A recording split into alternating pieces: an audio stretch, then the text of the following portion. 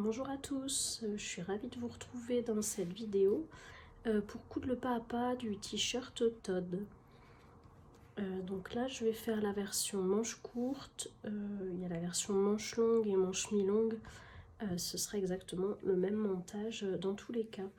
Donc la première étape c'est bien sûr de couper toutes ces pièces en prenant garde à bien marquer tous vos crans, notamment les crans de milieu. Donc des pièces devant et dos, des petits milieux qui vous serviront pour poser le col correctement. Et au pli du col également, il faut bien marquer vos crans. Donc une fois qu'on a vérifié tout ça, on va pouvoir passer donc à la première étape qui est l'assemblage des épaules. Donc je viens mettre, donc là c'est mon devant que je mets sur l'endroit face à moi. Et je vais venir poser donc endroit contre endroit avec le dos par-dessus. Et je vais venir épingler les deux épaules.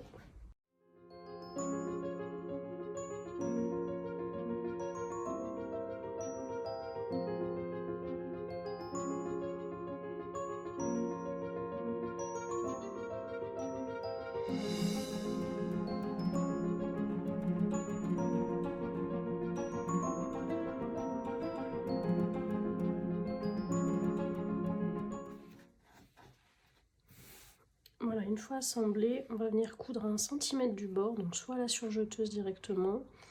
Si vous cousez à la machine à coudre, vous pouvez coudre à 1 cm du bord au point droit. La couture n'a pas besoin d'être élastique. Il faudra venir surfiler les marges ensuite. Enfin, oui, les surfiler à la machine à coudre. Vous pouvez aussi les surfiler en amont, indépendamment, et ensuite vous ouvrez la couture au fer pour déployer. Mais sur des tissus fins comme pour des jargis de t-shirt, le plus simple c'est de les surfiler ensemble et de coucher la couture vers le dos ou vers le devant ensuite. Voilà, j'ai cousu mes épaules et je suis venue basculer mes marges de couture en surjet vers le dos pour bien aplatir la couture au fer. Ensuite, je vais me placer sur l'endroit du top et je vais venir épingler les manches. Et je vais prendre la manche correspondante. Donc là, je suis sur l'endroit, cette manche est sur l'endroit. Et on voit qu'une fois cousu, ça sera placé comme ceci. Donc l'écran devant avec l'écran devant et le cran dos, cran dos. Donc c'est la bonne manche. Donc ensuite, je la bascule endroit contre endroit en commençant par la tête de manche, donc au niveau de la couture d'épaule. Donc je fais correspondre le cran de tête de manche au niveau de cette couture. Je mets une petite épingle. Ensuite, je vais venir faire correspondre mes crans devant.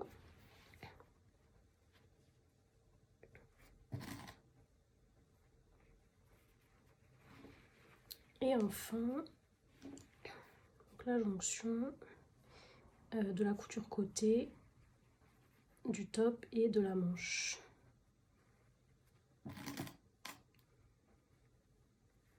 Voilà, je vais faire pareil de l'autre côté, donc le cran dos avec le cran dos.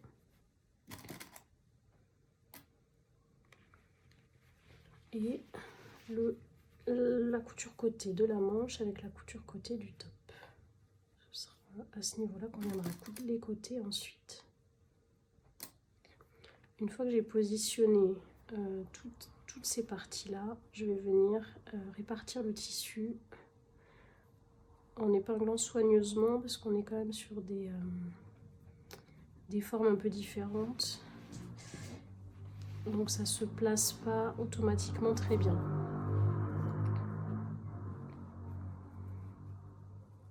Donc là, je viens fragmenter en mettant bord à bord. Je sépare en deux cette partie et ensuite je mets un peu plus d'épingles.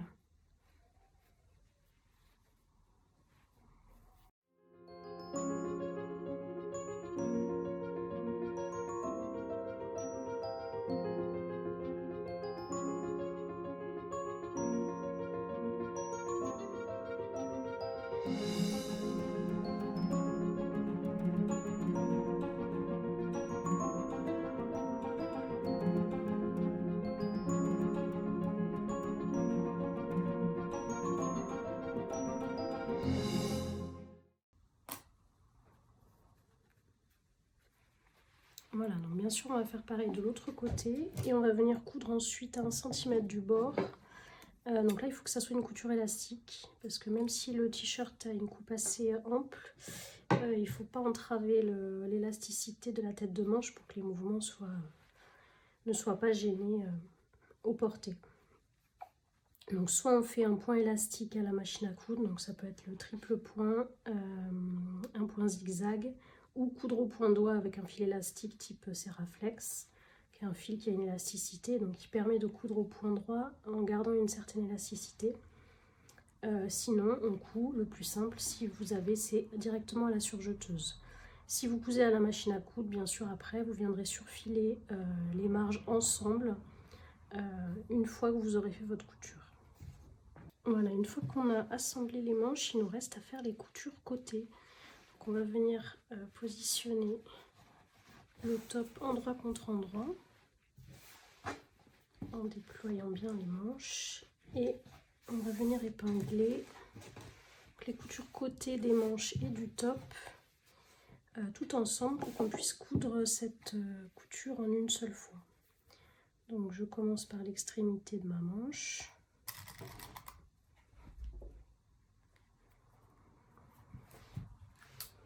Je fais la jonction ici au niveau de l'aisselle, donc on fait attention à bien superposer nos coutures.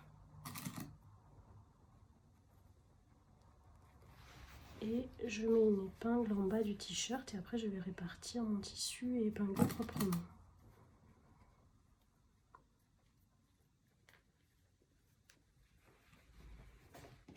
Donc je commence par le milieu.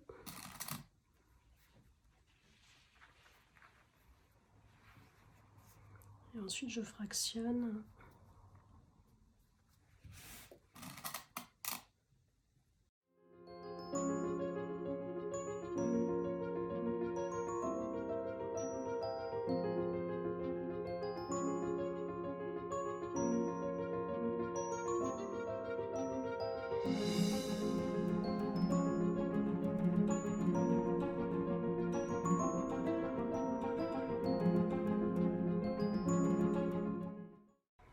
Donc cette couture n'a pas d'obligation à être élastique, donc on peut la faire au point droit si on coud à la machine à coudre ou du coup à la surjeteuse. Si on coud à la surjeteuse, c'est ce qui ira de plus simple, vous aurez le surfilage qui sera déjà fait. Si vous cousez au point droit, donc après vous viendrez surfiler toutes les marges de couture ensemble en une seule fois, sur toute la hauteur. Et bien sûr on fait ça des deux côtés.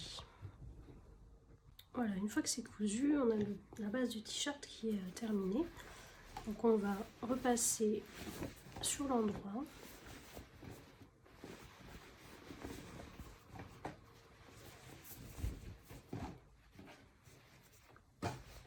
Et on va préparer le col. Donc je prends ma pièce colle que je vais venir replier donc endroit contre endroit dans la longueur et je vais venir coudre donc cette hauteur. Donc on peut le faire au point droit ou à la surjeteuse directement, à 1 cm du bord en tout cas, et ça n'a pas besoin d'être élastique sur cette couture-ci. Donc je suis venue assembler, ensuite j'ai aplati au fer ma couture pour bien l'ouvrir, et ensuite j'ai replié donc mon col envers contre envers en deux dans la hauteur, et j'ai marqué au fer ce repli pour avoir un pli qui est déjà bien marqué et que j'ai mes bords qui se positionnent naturellement bord à bord au moment de l'assemblage du col. On n'hésite pas à étirer un petit peu pour donner un petit peu de souplesse puisque l'encolure va être un petit peu plus large, donc ça aidera à travailler un peu l'encolure. Et on va venir l'épingler du coup sur l'endroit du t-shirt. Donc là j'ai mon V creusé, donc c'est mon devant, là-bas c'est mon dos. Je vais faire correspondre ma couture de jonction donc au niveau du dos. Donc je positionne sur l'endroit la couture avec le cran et tout bord à bord. Donc là je mets une première épingle. Ensuite je vais venir faire correspondre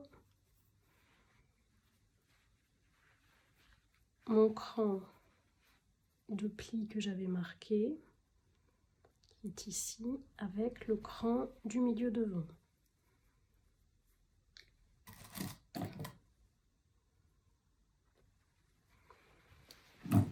Ensuite, je fais correspondre le cran côté du col avec la couture d'épaule. Je mets encore une épingle. Et je vais faire pareil de l'autre côté.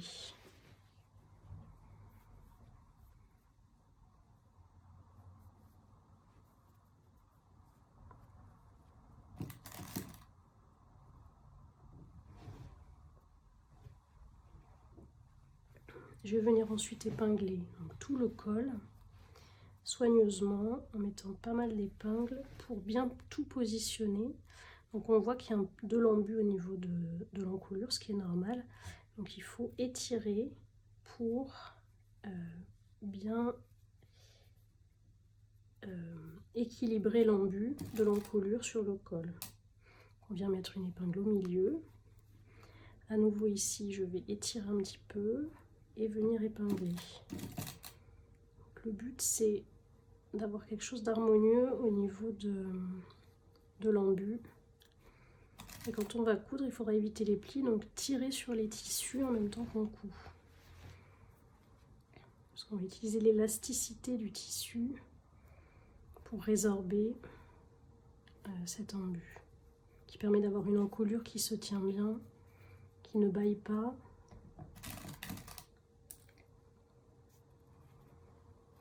Qui reste bien plaqué sur le corps.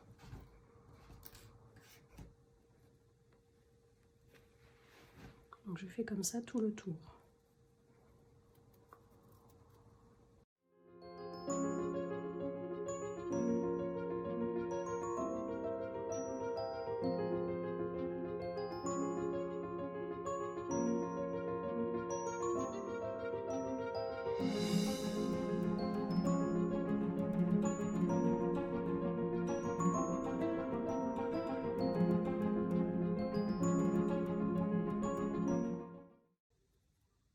Voilà, donc c'est important de bien épingler cette partie soigneusement, de coudre doucement en étirant bien le tissu, parce que si vous vous décalez, on va vite voir une différence de hauteur au niveau du col, donc on verra très vite s'il y a un décalage. Donc il faut vraiment prendre le temps d'épingler bord à bord et coudre doucement. Donc cette couture bien sûr au niveau du col doit être élastique. Donc l'idéal c'est à la surjeteuse, sinon il faut un point élastique. Donc toujours fil élastique ou triple point ou point zigzag. Mais il faut une couture d'assemblage qui soit élastique, sinon vous ne pourrez pas passer la tête parce que vous allez perdre l'élasticité du tissu. Et si vous cousez donc du coup à la machine, après il faudra venir surfiler les 3 marches de couture ensemble. Donc, tout prendre en sandwich. Tout surfiler et on viendra ensuite plaquer au fer les marges vers l'intérieur du t-shirt. Voilà, mon col est cousu, donc je suis venue bien le travailler au fer pour bien étirer, étaler et rabattre mes marges vers le bas. Donc là il y a 2 solutions, soit on laisse comme ça, soit on peut faire une surpiqûre à l'aiguille double. Alors déjà l'aiguille double c'est surtout pour garder l'élasticité de l'encolure encore une fois.